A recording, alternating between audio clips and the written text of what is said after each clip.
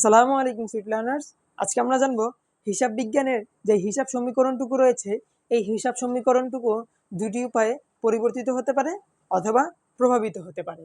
যে দুটি পরিবর্তন রয়েছে সেগুলো হচ্ছে পরিমাণগত বা নিট পরিবর্তন এবং অপরটি রয়েছে গুণগত বা কাঠামোগত পরিবর্তন। চলুন জেনে নেওয়া যাক কখন আমরা বুঝবো যে হিসাব সমীকরণটুকু পরিবর্তিত হয়েছে পরিমাণগত বা নিট পরিবর্তন অনুযায়ী এবং কখন পরিবর্তিত হয়েছে গুণগত বা কাঠামোগত পরিবর্তন অনুযায়ী। হিসাব সমীকরণটুকু হচ্ছে সম্পদ সমান সমান দায় ও মালিকানা সত্ত্বের সমষ্টি।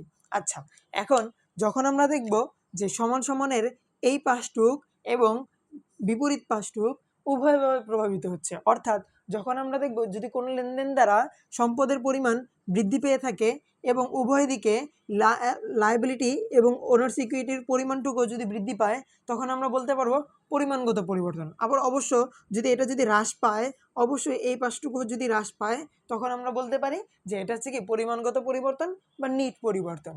তবে এখন আসি হচ্ছে আমরা গুণগত বা কাঠামোগত পরিবর্তনের দিকে।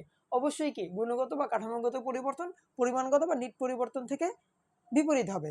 যেমন এটার ক্ষেত্রে যেমন পরিমাণগত পরিবর্তনের ক্ষেত্রে যেমন ছিল যে উভয় পাশে প্রভাবিত করবে, গুণগত বা কাঠামোগত পরিবর্তনের ক্ষেত্রে অবশ্যই উভয় দিকে প্রভাবিত করবে না।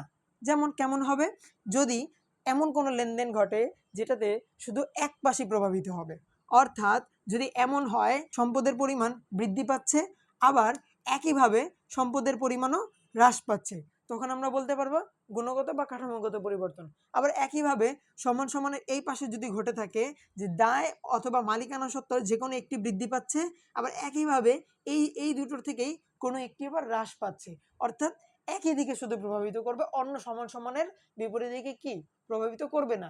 এই ক্ষেত্রে আমরা বলবো যে এই পরিবর্তনটি হচ্ছে কি গুণগত বা কাঠামোগত পরিবর্তন। Thank you.